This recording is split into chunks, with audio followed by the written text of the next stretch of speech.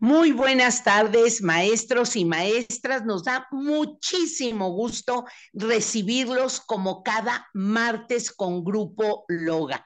Y bueno, pues durante este mes estamos viendo esta parte de la interculturalidad crítica y en esta ocasión vamos a abordar uno de los aspectos que se relaciona con el paso del pensamiento, del conocimiento, de la experiencia empírica a la experiencia, al conocimiento científico. Ya hemos abordado en otras sesiones la importancia de ir acompañando a las niñas, a los niños, a los estudiantes a que puedan advertir las características de un conocimiento y de otro. Bueno, a lo mejor empíricamente podemos tratar de hacer algunas aproximaciones, algunos ensayos, porque a lo mejor es una situación nueva, pero cuando ya sabemos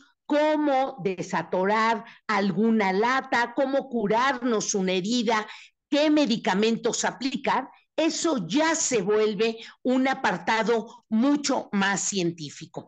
Y para abordar el tema, nos acompaña el maestro José Antonio Cabello Gil. Déjenme decirles que José Antonio Cabello Gil es licenciado en filosofía, en ciencia política, maestro en política y gestión pública y doctor en educación. Tiene la especialidad en Hacienda Pública Municipal y en Política y Gestión Educativa. Es egresado del programa para altos funcionarios de gobiernos estatales y locales, esto por la Universidad de Harvard. También realizó el seminario para el estudio de instituciones occidentales, esto en Notre Dame. También realizó el curso de gestión inteligente de ciudades, esto por la Universidad Complutense de Madrid, así como el diplomado en filosofía de la educación por el CISAP.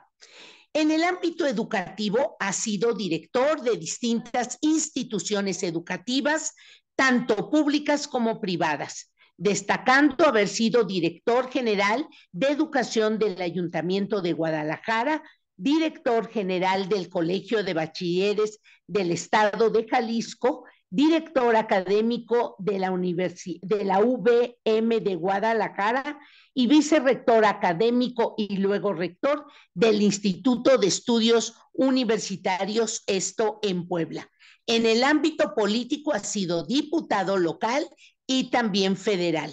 Actualmente es secretario académico de la Universidad Tecnológica de Querétaro y consejero en el Consejo Técnico Ciudadano para la mejora continua de la educación en el estado de Jalisco, así como educación con rumbo.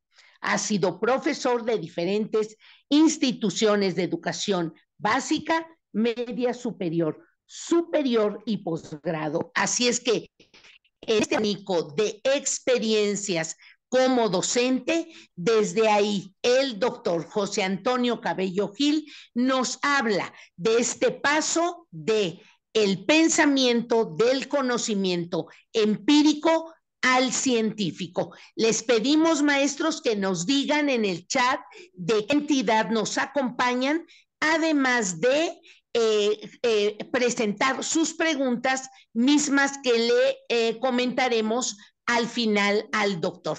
Muchísimas gracias, maestros, por estar aquí y gracias, doctor Cabello, por acompañarnos en esta sesión.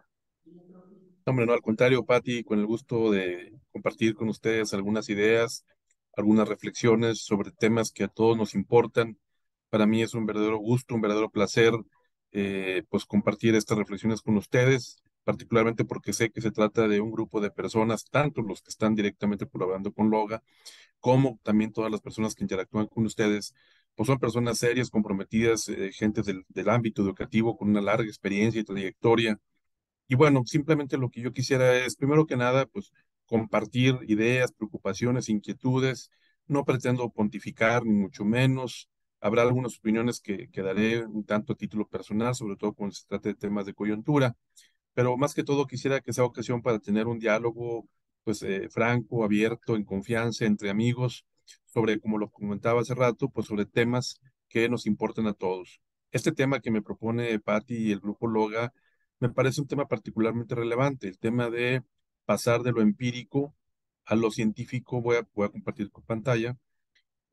Pasar de lo empírico a lo científico en el ámbito educativo, y que me parece que pues tiene, pone, digamos, en temas, pone sobre la mesa, pues, pues en el fondo, buena parte de lo que es el meollo de la educación. Eh, y ahí tendríamos que empezar a hacer algunas precisiones conceptuales sobre qué entendemos por educación, entre otras cosas. Entonces, bueno, lo primero que yo me empezaría aproximando, y aquí a lo mejor pediría que no sé si vía chat o vía micrófono, como ustedes quieran, pues empezar como abordando estos temas que están contenidos en el título del tema que nos aborda, que nos ocupa hoy esta tarde. Y bueno, el primer tema que está sobre la mesa es el tema de lo empírico. Yo preguntaría, cuando nos referimos a empírico, ¿a qué nos estamos refiriendo? Yo sé que no tiene mayor complicación, pero me gustaría poner sobre la mesa algunas ideas, porque además, aunque lo podemos asociar con varias cosas, en el fondo refleja ideas bastante más complejas de lo que primero te podría parecer. ¿A qué nos referimos con lo empírico?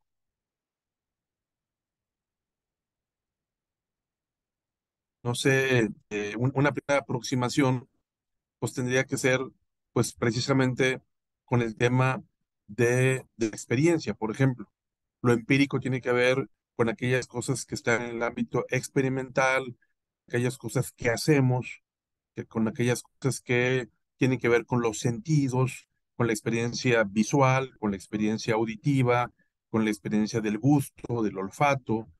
eh, por supuesto, quizá también con los sentidos internos, en donde entraría la memoria, por ejemplo.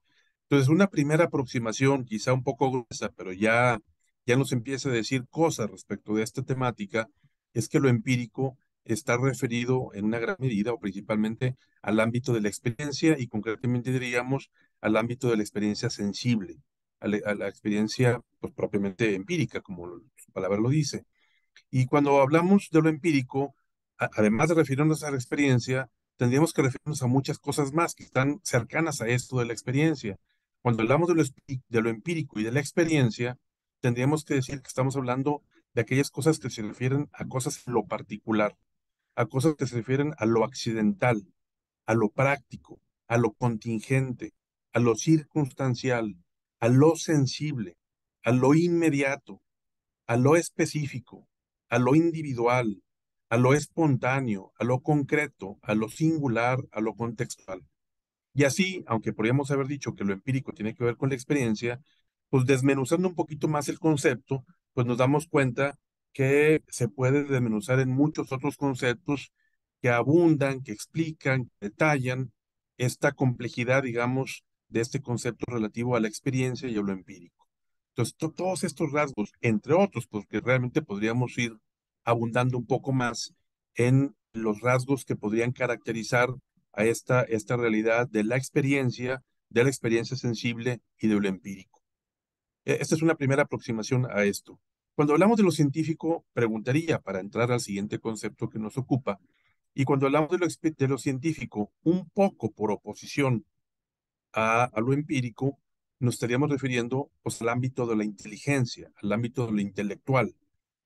Y otra vez, así como la palabra experiencia describe en lo general a lo empírico, pero se puede desmenuzar de muchas maneras y con muchos rasgos característicos, pues también cuando hablamos de la inteligencia, pues también se podría desmenuzar e ir precisando en muchos otros conceptos que lo van precisando con mayor claridad. Y así nos estaríamos refiriendo, por ejemplo, pues a lo universal, a lo esencial, a lo teórico, a lo necesario, a lo deliberado, lo intelectual, lo mediato, lo general, lo reflexivo, lo genérico, lo plural y lo conceptual. Y otra vez, así como lo empírico, pues estos son algunos rasgos que lo caracterizan, pero igual podríamos ir enumerando algunas cosas más. Estos serían, digamos, desmenuzando así de bote pronto y como una primera aproximación, pues lo que estaríamos refiriéndonos con estos dos grandes conceptos de lo empírico relativo a la experiencia y particularmente a la experiencia sensible y a lo científico que tiene que ver con el ámbito de la inteligencia, de lo intelectual, con estos rasgos característicos que hemos descrito.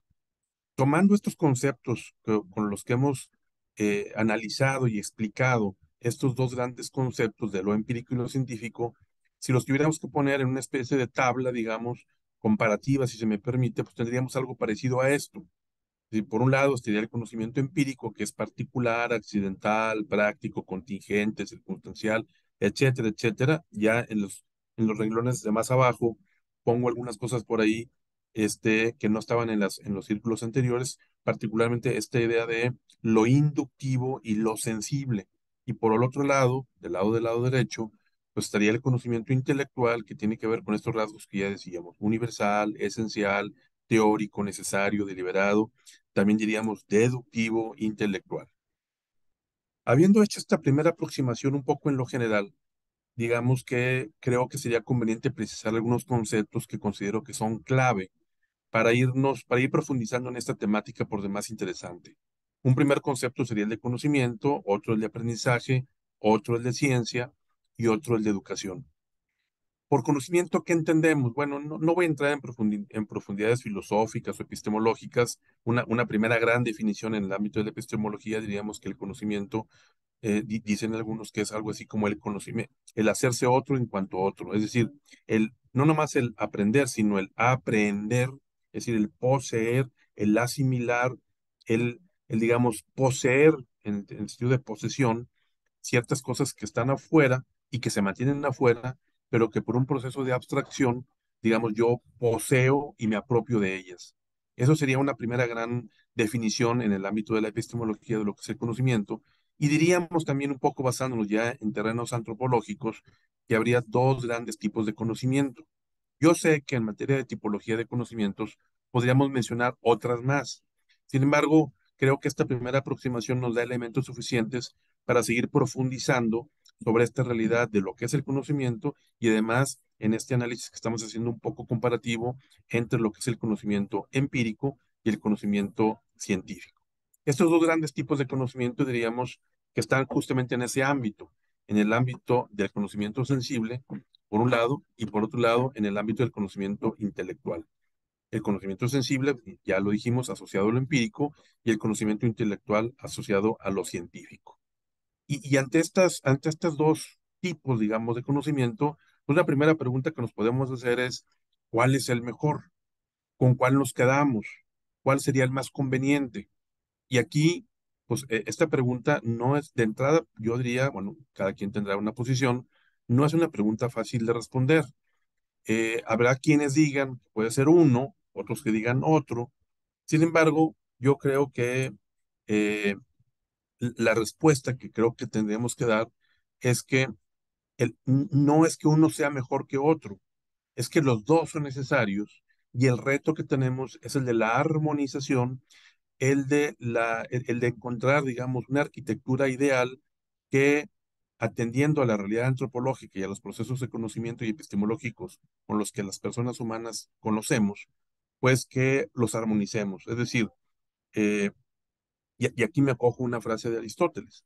Aristóteles tiene una frase que me parece que es muy rica y que explica esta realidad, cómo se relaciona el conocimiento científico y el conocimiento sensible, perdón, y el intelectual. Dice Aristóteles, todo lo que tenemos en inteligencia, es decir, el conocimiento intelectual, el conocimiento científico, ha pasado por los sentidos. Y entonces, esta pregunta de cuál es el mejor, aunque al principio podría parecer que nos obliga a escoger, realmente no tenemos que escoger uno u otro. Obligarnos a escoger entre uno u otro sería caer en una posición falaz, un tanto dilemática, que plantea en términos de disyuntiva uno u otro como si fueran cosas excluyentes. Y esto no es así. Esto sería un planteamiento un poco medio platónico, dualista, pero realmente no sería, digamos, la posición filosófica o epistemológica que estaríamos proponiendo. En todo caso, proponemos una más bien aristotélica que justamente establece como postulado esto que tenemos ahí en la pantalla y que dice justamente que todo lo que tenemos en la inteligencia ha pasado por los sentidos. Entonces, no es que sea uno más importante que el otro, sino que el uno requiere del otro, que uno complementa y perfecciona al otro. Eh, el conocimiento sensible tiene sus limitaciones, pero al mismo tiempo es paso obligado, aduana imprescindible para el conocimiento de carácter intelectual. Entonces, uno lleva al otro y no es que tengamos que escoger o uno u otro. Insisto, un planteamiento así sería un planteamiento dilemático, un planteamiento falaz que tendríamos que descartar. Más bien proponemos una posición que sintetiza, que armoniza, desde el punto de vista aristotélico, estos dos tipos de conocimientos y más bien los jerarquiza y los armoniza.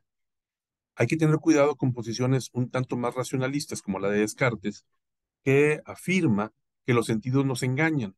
Y realmente, en estricto sentido, tendríamos que decir que, exceptuando, por supuesto, los problemas ya de carácter, digamos, de enfermedades, casos de excepción, como los daltónicos, por ejemplo, o algunas otras enfermedades que distorsionan o afectan los sentidos, eso lo descartamos porque son casos de excepción, pero en general tendríamos que decir, contrario a lo que dice Descartes, que los sentidos no nos engañan.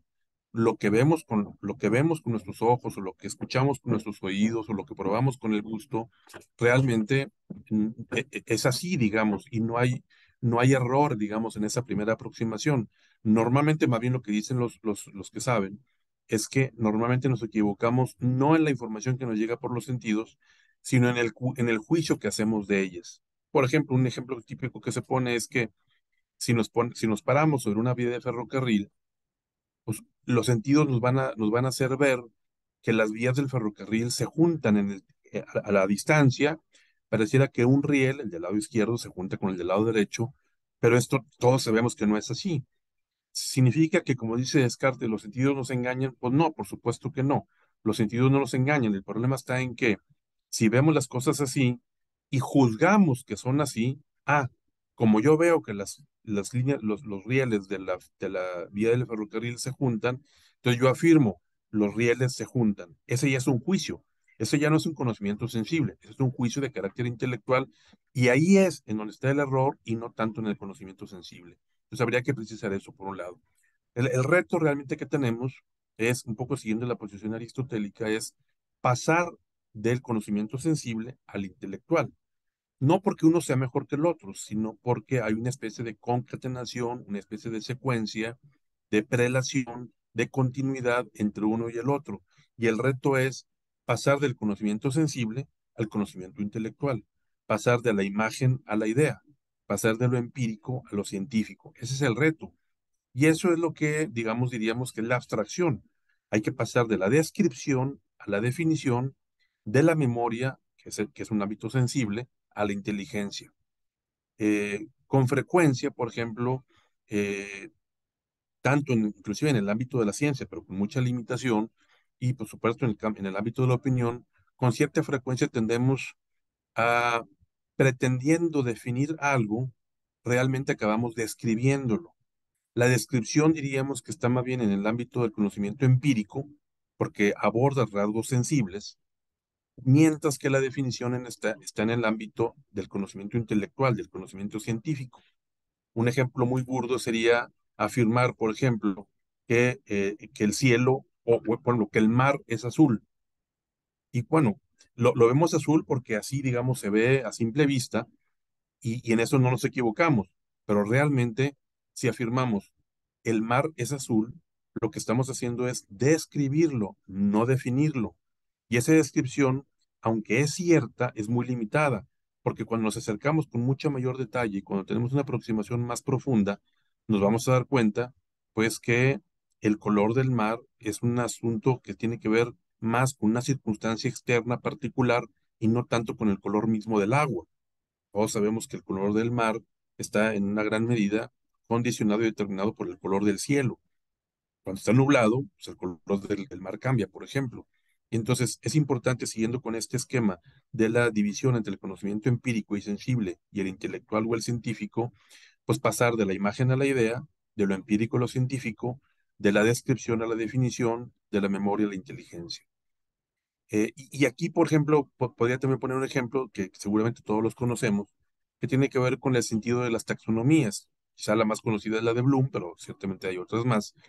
Pero en el caso de la taxonomía, en el fondo lo que se está haciendo con una taxonomía es ir como jerarquizando, ordenando, digamos, niveles de conocimiento o niveles de aprendizaje, de comprensión, y que, digamos, van partiendo de lo más primario, de lo más básico, de lo más elemental, a niveles superiores de conocimiento y aprendizaje. Y otra vez, la misma pregunta que hicimos respecto de cuál es mejor, del conocimiento sensible o del intelectual, podríamos hacernos respecto de cualquier taxonomía. Es que es mejor los conocimientos del ámbito superior respecto de los primeros. La verdad es una respuesta difícil de dar. Más bien lo que yo sería de la opinión de que esta jerarquización, esta ordenación que existe, no tiene que ver tanto con el grado de importancia, sino más bien con un proceso epistemológico, antropológico de conocimiento y que parte de uno, pero que termina en otro. Y no es que del que parte al principio sea menos importante y con el que termina al final sea el más. En todo caso, podríamos decir, se pueden decir las dos cosas, digamos. Alguien podría decir los conocimientos en una taxonomía, digamos, los niveles de comprensión que están en una taxonomía en el ámbito superior son más importantes, pero otros dirían lo contrario. Para llegar a esos niveles superiores de aprendizajes y de comprensión, es obligado pasar por los primeros. Entonces, aquí el reto es evitar posiciones dilemáticas, posiciones que yuxtaponen, que contraponen realidades que más bien se complementan, se armonizan, sintetizan.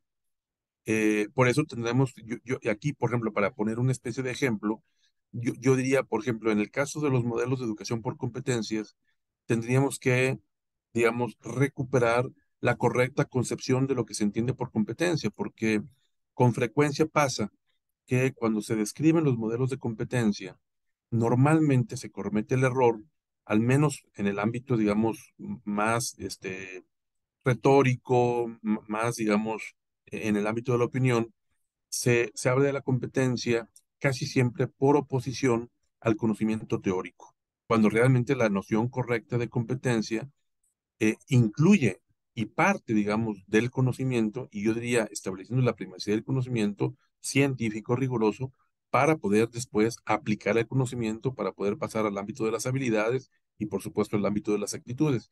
Pero digamos que esta idea del modelo de competencias podría ser como una forma concreta de entender y de ver esta forma en que se armonizan los diferentes componentes o del conocimiento o, en este caso, de la competencia. En el caso de la competencia, no es que uno sea más importante que el otro o que uno lleve prelación, digamos, cronológica, sí, porque como lo dice Aristóteles, las cosas que tenemos en inteligencia antes y primero pasaron por los sentidos. O sea, ahí sí hay una prelación, vamos a llamarle cronológica, sin embargo, no tiene que ver con una importancia, vamos a llamarle cualitativa. Y aquí también, un poco abundando en esta idea, pero también todavía siguiendo en el ejemplo de las competencias, y que hace muy gráfico este paso del conocimiento empírico, sensible, particular, al ámbito del conocimiento científico, universal, sería un poco seguir esta idea de Javier Masó, en donde dice que eh, reconociendo la importancia que tiene, digamos, el ámbito de la experiencia y el ámbito del conocimiento, finalmente, para efectos de educación y de aprendizaje, resulta más conveniente, digamos, que los alumnos, los jóvenes, nuestros niños, sepan construir una canoa, pero que no se queden con la habilidad, con la experiencia, con el conocimiento particular, contextual, circunstancial de construir un objeto, una canoa en este caso, para seguir con el ejemplo, sino además de eso, y quizá como destino final, conocer el principio de Arquímedes, porque saber construir una canoa está en el ámbito del hacer, en el ámbito de la experiencia, en el ámbito particular, en el ámbito del contexto. Sin embargo, el conocimiento ese tipo de conocimiento es circunstancial.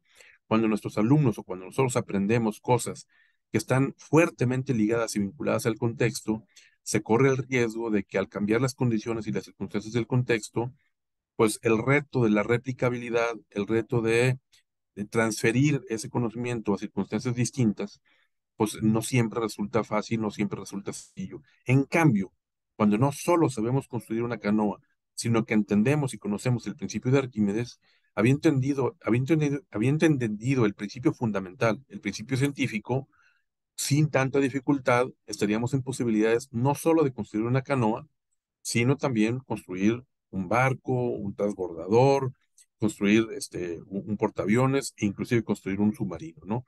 Entonces, nos parece muy importante que, insisto, no porque se plantee en términos de yuxtaposición, no porque se plantee en términos de exclusión, sino más bien de ordenamiento, de prelación entre una cosa y la otra. Otra noción que me parece importante que hay que tener presente es la noción de aprendizaje y en donde ya hice una primera aproximación.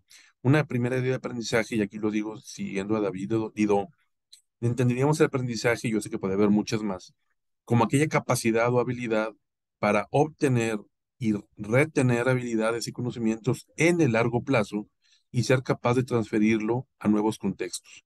Y destaco estas dos importantes, la idea del largo plazo y la idea de nuevos contextos. De largo plazo porque el largo plazo nos sustrae de la circunstancia particular. El largo plazo nos sustrae, digamos, del cortoplacismo del presente y nos abre la posibilidad de que ese conocimiento, esa habilidad, pueda ser aplicada, como lo dice la siguiente idea que quiero destacar, a nuevos contextos, a nuevas realidades. Y en eso justamente, según David Dido, consiste el aprendizaje. No nada más en saber algo en el ámbito de lo inmediato, en el ámbito de lo particular, sino que hayamos entendido, digamos, por un proceso de abstracción, que hayamos comprendido y conocido el principio fundamental y científico que aplica para todas las realidades y no para una en particular. Y es que justamente eso nos remite al ámbito de la ciencia.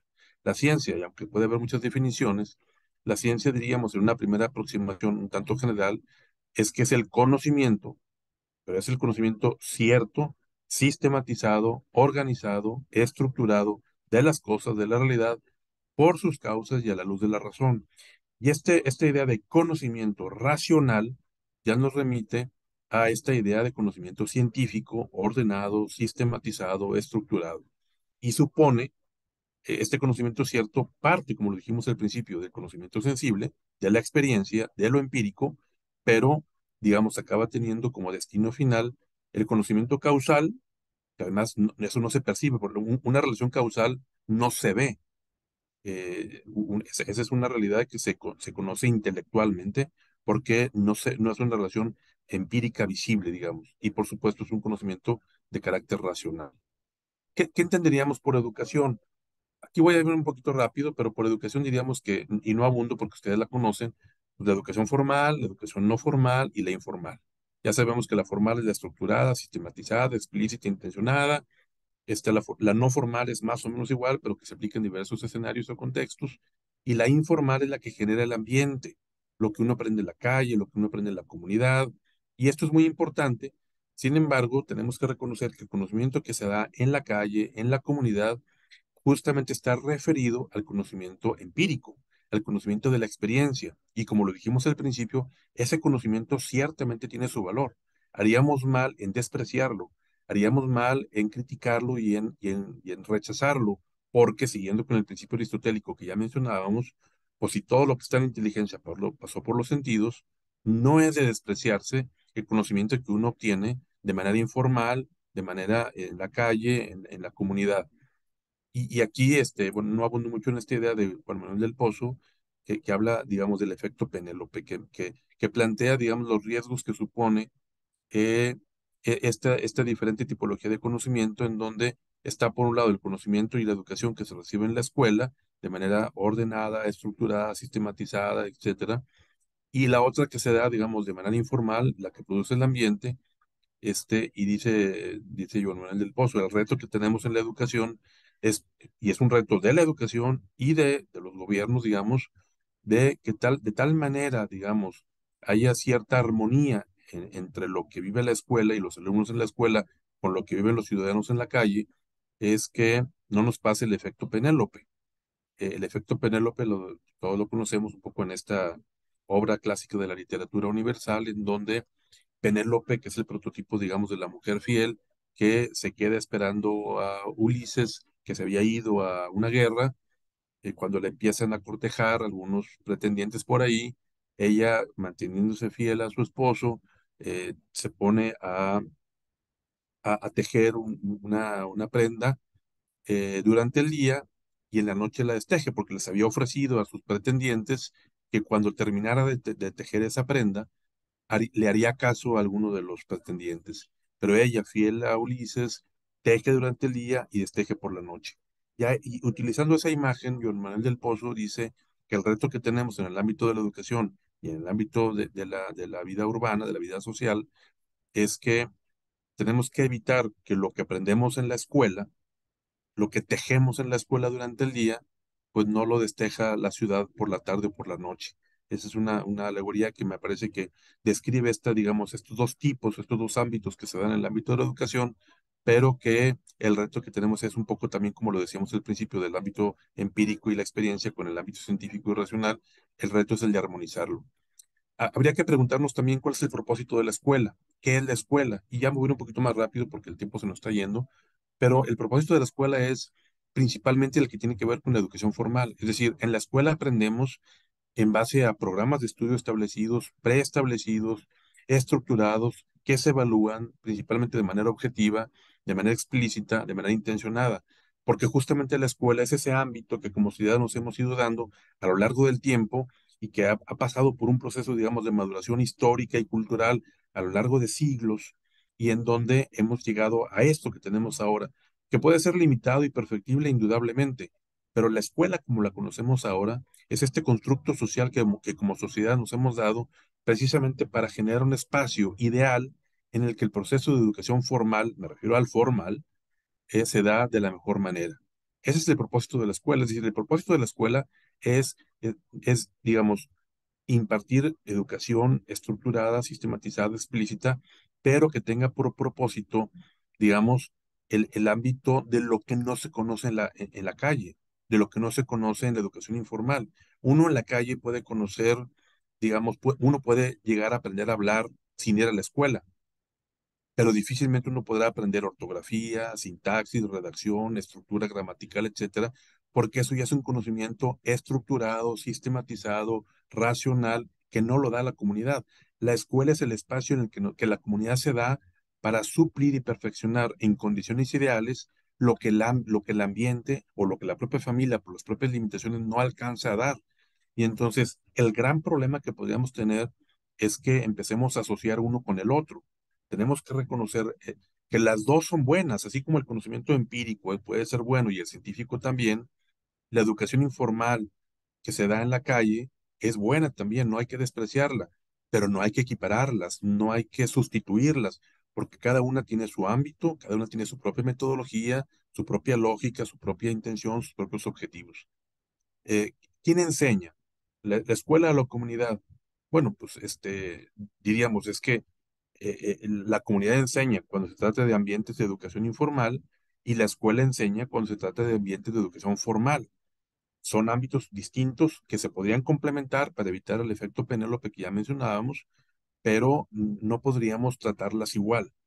¿Qué es lo que enseña la escuela? Ya lo decíamos, la escuela enseña aquellos tipos de conocimientos que trascienden el ámbito de la realidad particular, el ámbito de la realidad experimental, empírica, circunstancial, y que la perfecciona, la trasciende, digamos, y que además le establece un conocimiento sistematizado, riguroso, causal, racional. Me gusta mucho, alguna vez en alguna conferencia me tocó escucharle a Patty Ganem, que justamente la educación tenía por objeto el conocimiento de la naturaleza humana y este conocimiento de la naturaleza humana es justamente un conocimiento de carácter racional. Uno no conoce la naturaleza humana, o sea, la naturaleza humana no se ve. Lo que uno ve son personas, uno ve grupos, pero la naturaleza humana es una abstracción. Es un conocimiento de segundo nivel, de abstracto, digamos, en donde ya empieza a haber un conocimiento racional, causal, que no ofrece el conocimiento informal. El gran debate que existe fundamentalmente está entre la escuela romántica y la escuela ilustrada. La escuela tradicional, aunque esta expresión no me gusta mucho porque es equívoca y a veces ya tiene una connotación peyorativa que yo no le quiero dar, y la escuela nueva, y que esto se puede ubicar concretamente en personajes de la historia y de la filosofía, como puede ser Rousseau y Condorcet, por ejemplo, y Robinson y Odiseo. Robinson y Odiseo, pues no fueron contemporáneos, Rousseau y Condorcet más o menos, pero pongo a Robinson y Odiseo porque son como los dos referentes que Vasconcelos pone para caracterizar dos modelos educativos y en el que vamos a comentar un poquito más adelante. Aquí ya no entro en el tema de la escuela activa porque voy a citarla más adelante con Julián de Subiría, pero bueno, por ejemplo, la propuesta del gobierno federal va por el planteamiento romántico, va por el planteamiento de priorizar, darle un mayor valor al conocimiento de la educación informal, y esto tiene una parte rescatable. El riesgo y el problema está en que esto de rescatar el valor de la comunidad y de aprendizaje comunitario, eso está muy bien, pero para los ámbitos de educación informal, no para la política educativa que promueve el gobierno federal a través de planes y programas de estudios que están financiados con recursos de todos, que tiene por objeto pues una educación que se supone que debe ser estructurada, sistematizada, con planes y programas preestablecidos, con sistemas de evaluación objetiva, etcétera, ¿no? Entonces, aquí el problema o el riesgo que yo veo es que la propuesta del gobierno federal está en el planteamiento más bien en el ámbito de lo romántico. Y aquí, bueno, siguen algunos autores que no voy a abundar, pero por ejemplo está Sugata Mitra, entre otros que han sido asesores en la implementación de la nueva escuela mexicana y que justamente promueven o equiparan una visión de educación formal, reducida, acotada, comparada y casi casi sustituida por educación no, perdón, por educación informal. Hay un par de Gilberto Guevara Niebla hace unos días, el 2 de mayo, escribía en la crónica un artículo que me parecía muy contundente, es un poco bastante más largo, pero saco estas dos ideas porque justamente hacen referencia a estos dos ámbitos del conocimiento empírico y el conocimiento universal. Dice Guevara Niebla, en la propuesta del gobierno federal, en la propuesta educativa, se trata de un proyecto conservador y regresivo, y dice, el proyecto de la SEP rechaza explícitamente la cultura universal, es decir, el conocimiento científico, cultural, dice, al que acusan de abstracto, justamente, no, el conocimiento racional tiene un grado de abstracción importante y, dicen ellos, carente de significación para la vida completa de los hombres. Ustedes recordarán que cuando hablábamos de lo empírico, uno de los rasgos que la definía era justamente lo concreto, por oposición a lo abstracto. Dicho en otras palabras, dice Guevara Niebla, la base de la educación será, para la nueva escuela mexicana, exclusivamente una cultura de lo concreto, de lo empírico, de lo experimental. Es decir, conocimientos y valores que se utilizan solamente en la vida práctica, pero que tienen la gran limitante de que no tienen la trascender a los niveles de abstracción superior al conocimiento universal científico. Y dice, todo pensamiento abstracto es aunque para hacer esto se valgan del mismo pensamiento que excomulgan. Proponen una educación que se organice en torno a problemas concretos de la comunidad y en una labor social muy importante y puede lograr propósitos muy buenos para efectos del logro pedagógico, del logro formativo, del logro educativo, me parece que lo poco. Y bueno, digamos que estarían estos dos grandes modelos que ya anunciaba anteriormente. El de la escuela, digamos, romántica, el de la escuela ilustrada por un lado, que sería el del lado izquierdo, y por otro lado de la escuela romántica, el del lado derecho. De un lado sería Condorcet, Rousseau por el lado de lo romántico, Hutchins y Dewey, que más o menos fueron contemporáneos y que de hecho existe ahí una relación epistolar polémica intensa entre los dos, justamente porque no coincidían los modelos educativos, digamos, de uno y de otro. Uno orientado a la cultura universal, a la cultura, digamos, de la ciencia, de la filosofía, etcétera. El caso de Hutchins, que fue presidente de la Universidad de Chicago durante más de 30 años, y John Dewey, pues el promotor de la escuela activa. Y, digamos, la propuesta, y aquí me acojo a José Vasconcelos, en donde plantea en su libro de Robinson a Odiseo justamente estos dos paradigmas. Odiseo como la expresión de una propuesta educativa de carácter universal, científica, cultural, y Robinson como algo que está orientado a lo concreto, a la supervivencia, a los básicos, a lo mínimo. Y así, digamos, pues, privilegia el conocimiento, es que el romántico privilegia la habilidad, la opinión. El ilustrado establece que el conocimiento vale por sí mismo, mientras que el modelo romántico le da un carácter utilitario y vale por lo que sirve. En una propuesta, digamos, ilustrada, el currículum es amplio, mientras la visión romántica es reducida. El ilustrado está orientado a la inteligencia, mientras que el romántico a la voluntad, a las habilidades, a las emociones. El modelo ilustrado enfatiza la labor de los sellos que se caracterizan un poco. Finalmente, no hay modelos químicamente puros. pero para efectos de atención y para efectos formales, digamos, se pueden plantear así, reconociendo esto, que no son planteamientos químicamente puros. El modelo romántico es falocéntrico, le está cierta prioridad o primordialidad a la labor del alumno, uno enfatiza la enseñanza, el otro el aprendizaje, uno valora la transmisión, el otro la desprecia, uno le da prioridad a la idea de una actividad, pero que no se reduce a la motriz, que es el modelo ilustrado, mientras que el otro, la escuela activa privilegia justamente la actividad, pero asociada e identificada fundamentalmente con motricidad y otros métodos activos.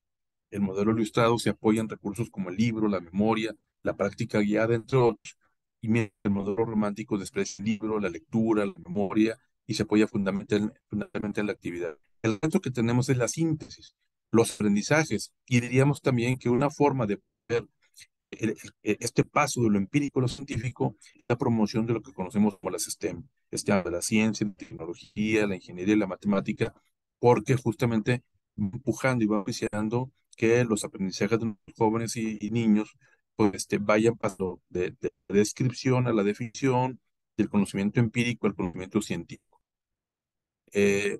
Este Hirsch plantea este gráfico que me parece que es muy interesante y compara, para el caso de Francia, el paso de un modelo orientado al conocimiento, fundamentalmente el conocimiento científico, por oposición a una propuesta educativa que estaba orientada a la habilidad o a la experiencia.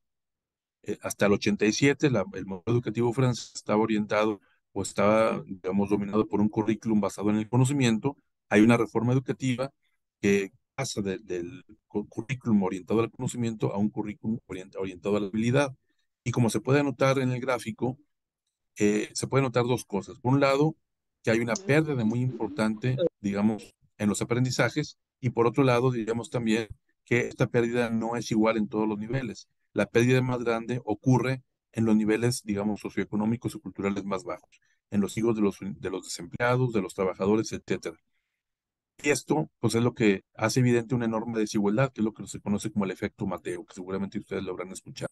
¿Qué dice el efecto Mateo? Pues, de referencia una cita del Evangelio justamente de Mateo, que es Mateo 13, versículo 12, que dice, porque al que tiene se le dará más y tendrá en abundancia, mientras que al que no tiene se le quitará aún lo que cree que tiene. ¿Por qué?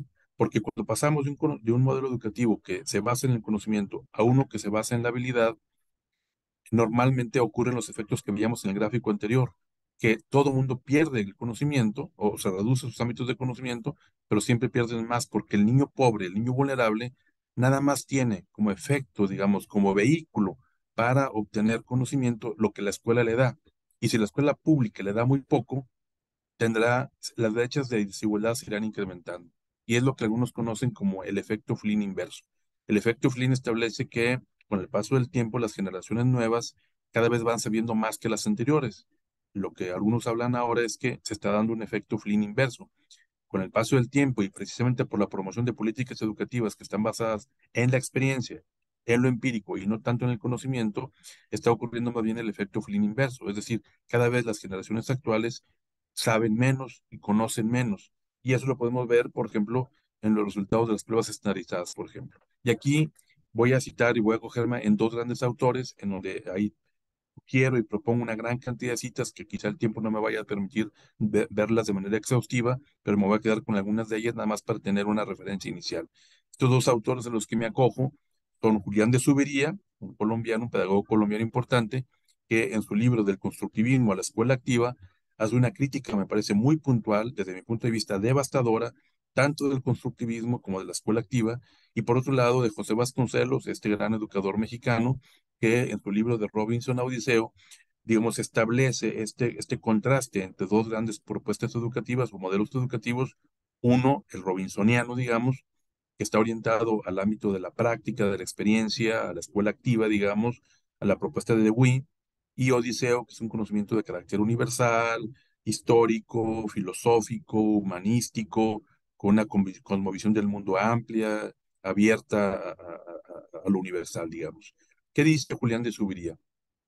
Julián de Zuviría dice, el activismo educativo, rinde culto a la espontaneidad y el pensamiento no se desarrolla de manera espontánea. Si así fuera, los niveles de pensamiento por fuera de la escuela serían más altos que los obtenidos en la escuela. La línea de acción, aquí me voy a ir un poquito rápido porque sé que estamos en el tiempo.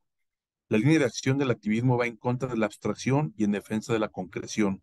Diríamos que en contra de la ciencia y en favor de la experiencia. Pensar en realidad es desprenderse de lo real para acceder a las leyes internas y abstractas que explican el comportamiento de lo real y lo simbólico. Marchando en contravía, el activismo privilegia la vivencia frente al análisis y lo concreto frente a lo abstracto. Reivindica lo cotidiano, lo inmediato, lo circunstancial, sin darse cuenta que la preocupación por la cotidianidad es casi exclusiva de los adultos. El proceso de pensamiento no es el de marchar hacia un nivel mayor de abstracción y generación y generalización. Representar es precisamente alcanzar independencia temporal y espacial de lo concreto, es decir, separarse de lo concreto, liberar el pensamiento de lo inmediato. Los referentes concretos se convierten así en un obstáculo creciente al trabajar con niños mayores. Eh, Sin escuela, el menor quedará amarrado a lo más cotidiano, es decir, sin escuela que enseña conocimiento científico. Eh, los conceptos científicos no se forman a partir de nuestra experiencia, dice de Subiría.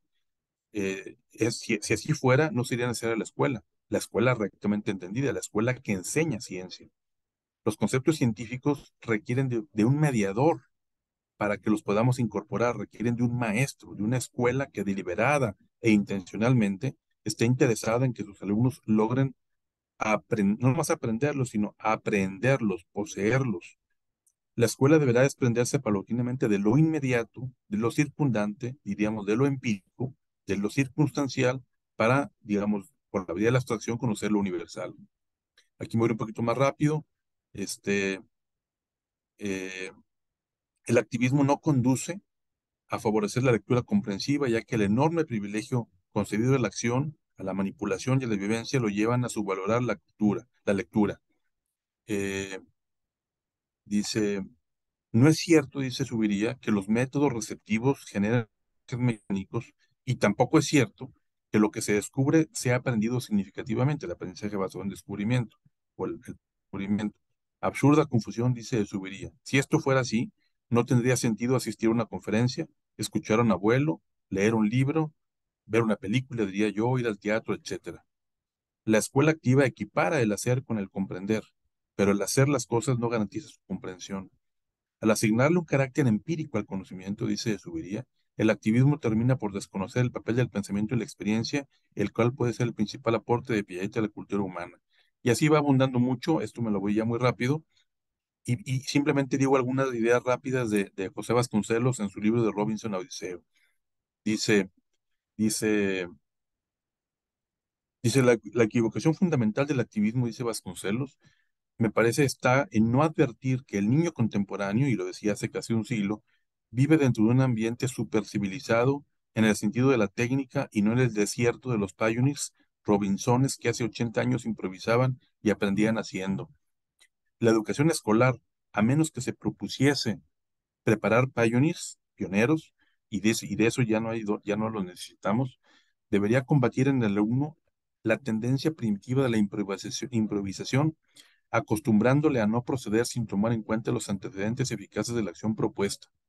La escuela, dice Vasconcelos, ha de dar a cada uno, en su breve paso por las aulas, no solo cierta especialización técnica que lo habilite para sumarse al ejército irreemplazable de los trabajadores, sino también una visión general del mundo invisible, es decir, no solo la parte del conocimiento empírico, pero sí también, pero junto con eso, una visión general del mundo invisible, cosas universales.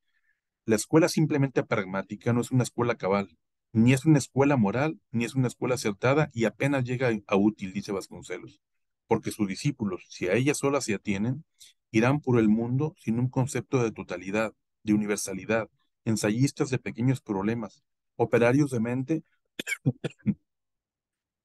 perdón, inválidos de la conducta, porque la conducta solo se mueve ágil y consciente cuando se sabe guiada por el criterio que organiza los valores y categorías dentro de lo universal. La escuela no debe limitarse a enseñarnos a manejar cosas, eso lo puede ser cualquier viejo taller o cualquier fábrica que cumple con este objetivo. Las mejores horas de la escuela, dice Vasconcelos, son las horas aparentemente inútiles en las que seguíamos las aventuras de Telémaco, los viajes inverosímiles de San Balandrán o los relatos sospechosos de Marco Polo.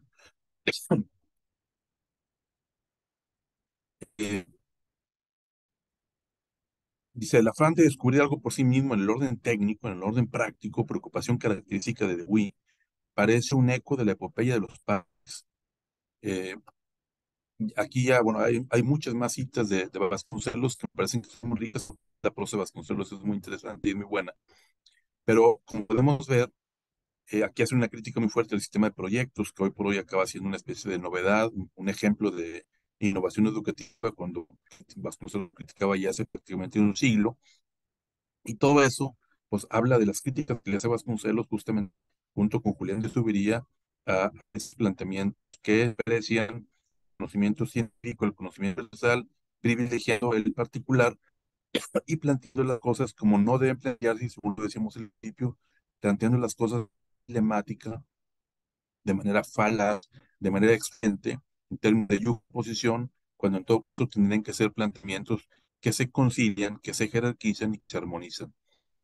Y bueno, aquí hay una crítica de Lin Wang, que no voy a hablar mucho y con esto voy a terminar.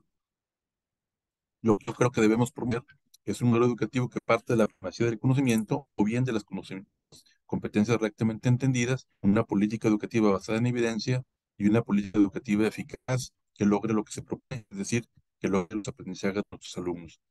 Bueno, aquí agradezco mucho el tiempo, espero no haberme pasado por mucho y quedo abierto para preguntas y comentarios. Muchas gracias. Al contrario, doctor Cabello, agradecemos mucho las diversas reflexiones que nos pone para pensar nuestras escuelas, para pensar nuestras aulas, para pensar la forma en la que nosotros convivimos con los chicos, en cómo concebimos o enfrentamos un plan, un programa de estudio, un libro de texto, una lección, un trabajo dentro de las aulas. Nos parece que ese es un tema que los maestros y las maestras tienen que plantearse todo el tiempo. Si bien las políticas educativas, las propuestas que surgen de modelos, de metodologías, pueden ser una sugerencia de orden general para el país, a nosotros nos ha parecido y siempre hemos defendido esa visión del maestro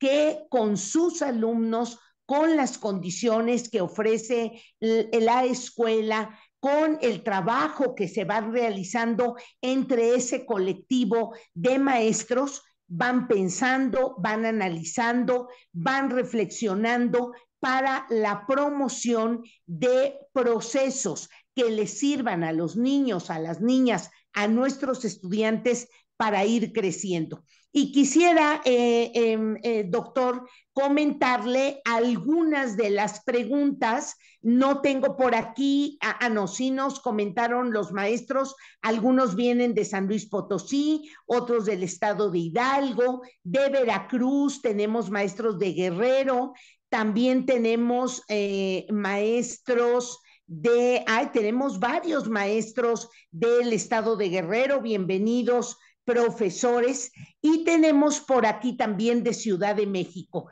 Y hay algunas preguntas que quisiera plantearle en donde los maestros preguntan, la maestra Carolina pregunta que si el conocimiento empírico puede ser formal. Y por aquí otro de los maestros nos plantea que si el conocimiento empírico solo depende de nuestros sentidos. Hay varios agradecimientos, doctor Cabello, por la interesante información, por la organización que le ha dado a los planteamientos, por las reflexiones que usted ha desencadenado. Y bueno, también Gracias. tenemos maestros de Nayarit y lo que quisiéramos es que usted cerrara con algún comentario en el sentido de estas dos preguntas. Por favor, doctor Cabello. Sí, gracias, gracias. Bueno, entiendo, la primera entiendo que era si el conocimiento empírico también puede ser formal, creo que esta era una de ellas. Y bueno, me parece que efectivamente diría que sí. Yo creo que no es que haya esta, digamos, dicotomía o esta dualidad. Yo creo que el conocimiento el conocimiento formal puede ser sobre realidades concretas, empíricas, pero también puede ser sobre realidades universales y abstractas. Es decir, el conocimiento formal tiene que ver con el ámbito, digamos, con la forma, con la metodología, si se me permite utilizar la expresión, en la que se da la enseñanza y el aprendizaje.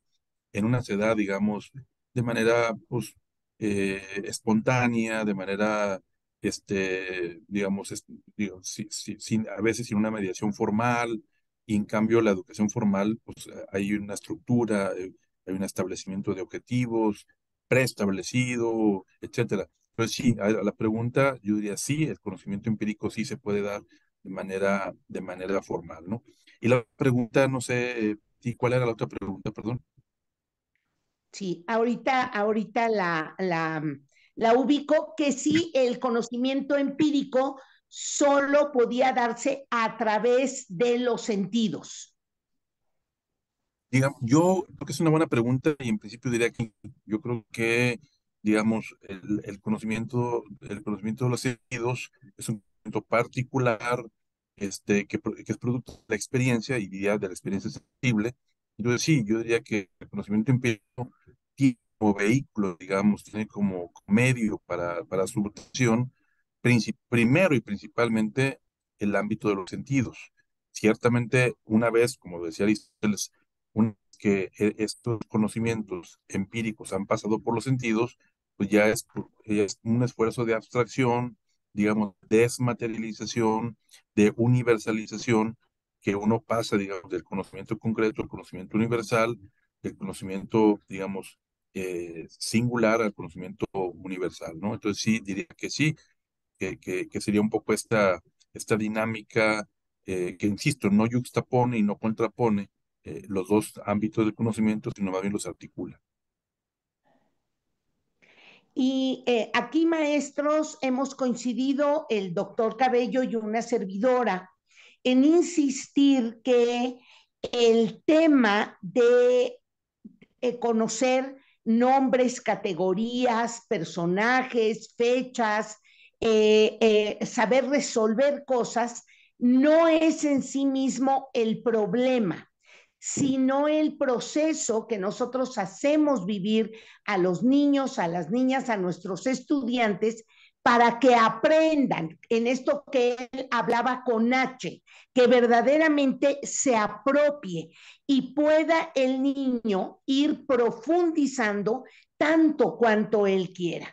La escuela en ese sentido pone a los chiquillos, a nuestros estudiantes, en una condición de ir descubriendo que es capaz de pensar, que es capaz de conocer, que es capaz de aprender con y sin H, que es capaz de investigar, que es capaz de profundizar y que a partir de eso que él va asumiendo como conceptos, definiciones, categorizaciones, teorías, puede ir entendiendo de una manera mucho más clara la vida que le rodea y puede a partir de ahí sustentar sus decisiones, su forma de ver la vida, de tal manera que cuando él toma una decisión económica, social, cultural, en su familia, lo puede hacer con verdaderos argumentos producto